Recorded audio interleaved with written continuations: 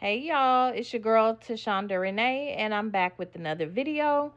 In today's video, we're keeping it real simple and real nostalgic. I'm making the baked macaroni and cheese that I used to make when I first moved out on my own at 19 years old.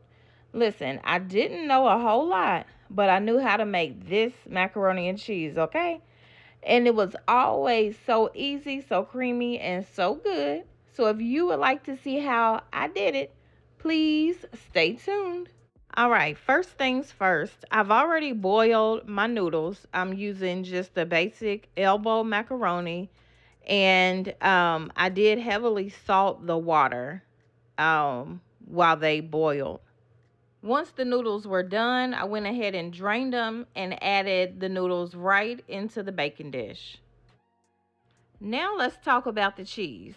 So back in my younger days, I was using what I could afford and what I liked. And that did include Velveeta. I know nobody likes Velveeta now, but listen, 19-year-old me loved it. And honestly, it still hits in this recipe. I'm also using medium cheddar, sharp cheddar, and Colby Jack along with the Velveeta. So I'm just cubing all the cheese up. Nothing fancy, just cubing it. They don't all have to be the same size. And then I'm just going to drop it right into the baking dish on top of the noodles. This is how I always did it. I never made any cheese sauce, no roux, none of that. This is the way I did it. And it always turned out perfectly. So just trust me. At 19, I'm sure I had never even heard of a roux. And if I made a cheese sauce, I was just going to use that for macaroni and cheese on top of the stove. So I'm using 8 ounces of medium cheddar, 8 ounces of sharp cheddar, and about 4 to 6 ounces of Velveeta. And like I said before, I'm just going to chop and drop. I'm just going to cube the cheese up and throw it right on top of the macaroni. Now, as far as seasoning my macaroni and cheese, I didn't know anything about garlic powder, onion powder, dried mustard. I didn't do any of that. All I used was salt and black pepper, and it still hit. So that's the next thing you're going to do. You're going to go ahead and season it with salt and black pepper. In a separate mixing bowl, I'm going to mix together 1 cup of heavy whipping cream, 1.5 cups of evaporated milk, about 1/4 cup of sour cream, and 1 large egg. And let me tell you, back when I was 19, sometimes I didn't have the evaporated milk. And when I didn't, I would just use some whole milk or sometimes even 2% milk. I used whatever I had at the time. And that's absolutely fine. Use what you have. It's still going to come out good. So just use whatever you have. Once that's mixed really well, just pour it right over the noodles and cheese. Don't overthink it. Just give it a good stir right there in the baking dish so that everything gets coated real well.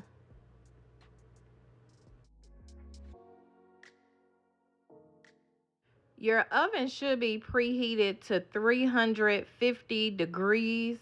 And you're also going to need some aluminum foil. Before you cover your dish with the aluminum foil, you're going to add about a half stick of butter to the top of your macaroni and cheese. You can go ahead and stir it in, or you can just leave it on top. It's not really going to make a difference. But be sure to add a half stick of butter before you put it in the oven.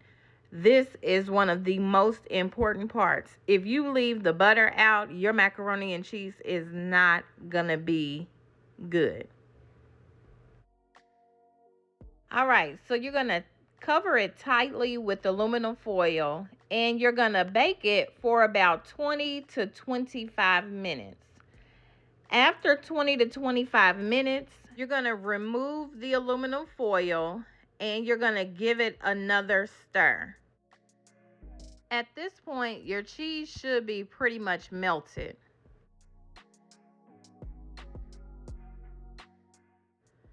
sometimes I add a little more milk here if it's looking a little too thick. You'll know if it's too thick. For me, this is the perfect amount of cheese, but it is a little too thick. So I'm going to add just a tad bit more of evaporated milk. I probably added about another quarter of a cup of evaporated milk just to kind of loosen it up a bit. And then I'm going to top it with shredded Colby Jack cheese. And I forgot to mention in the beginning, I did shred all of my own cheeses. I probably don't have to explain about using pre-shredded cheeses when you're baking macaroni and cheese, but it is definitely best to shred your own cheese. So pre-shredded cheese comes with some type of substance on it to help the cheese not to clump together in the bag. That keeps the cheese from properly melting. So if you can, definitely shred your own cheese. So after you've topped it with your shredded cheese, what I like to do is sprinkle paprika on top just for the color. It's not necessary, but I do like it just for the color. After you've done that, you want to go ahead and put it back in the oven uncovered and bake it until it's golden, melty, and as done as you like it. Some people like it creamy, some like it baked hard. Me, I like it right in the middle. And that's it, y'all. That's my simple old school baked macaroni and cheese. And yes, I'm calling it old school because I'm old now. And I was 19 then. I'm old now. So, my simple old school baked macaroni and cheese from my very first apartment days. No fancy steps, no complicated technique, just good baked macaroni and cheese. It's so good, y'all. And if you decide to try this recipe, I know you're going to enjoy it. Don't forget to check out the description box below. I'll have everything I use listed down there along with the measurements. And if you have not already done so, please go ahead and subscribe to my channel. I would love to have you be a part of my YouTube family. Thank you all so much for watching and have a great day. I'll see you in the next one.